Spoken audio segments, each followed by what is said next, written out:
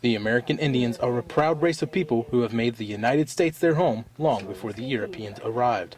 They have been struggling with equal rights ever since. WVU Native American Studies Coordinator Bonnie Brown says it's hard for them to get their message across. Probably in part because the Native American population is one of the smallest populations in the country, percentage-wise, given all the major ethnic groups of the country.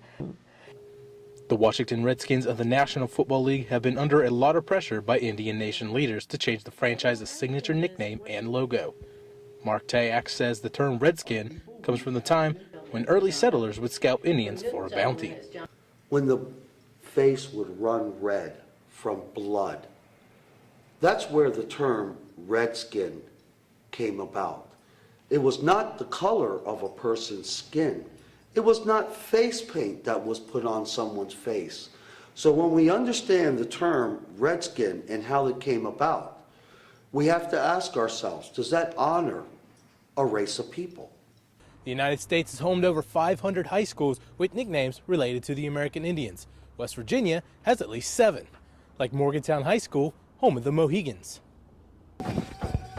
The other 6 are the Bridgeport Indians, Berkeley Springs Indians, Sissonville Indians, Parkersburg Big Reds, Pocahontas Warriors, and the Hurricane Redskins. When you can show that harm is being done by retaining the name, when you can show that the roots of the name are from a horrific genocidal period in American Indian life, why can't we change that name? We would not, as a society, I'm not saying government, but as a society, we would not tolerate other names that we believe to be racial slurs to be used. You can visit changethemascot.org to learn more about the fight with the Washington Redskins. Devin Dye, WVU News, Morgantown.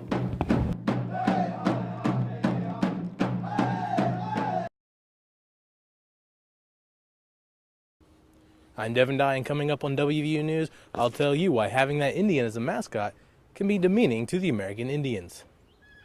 I'm Devin Dye, and straight ahead on WVU News, I'll tell you why having that Indian as a mascot can be demeaning to the American Indians.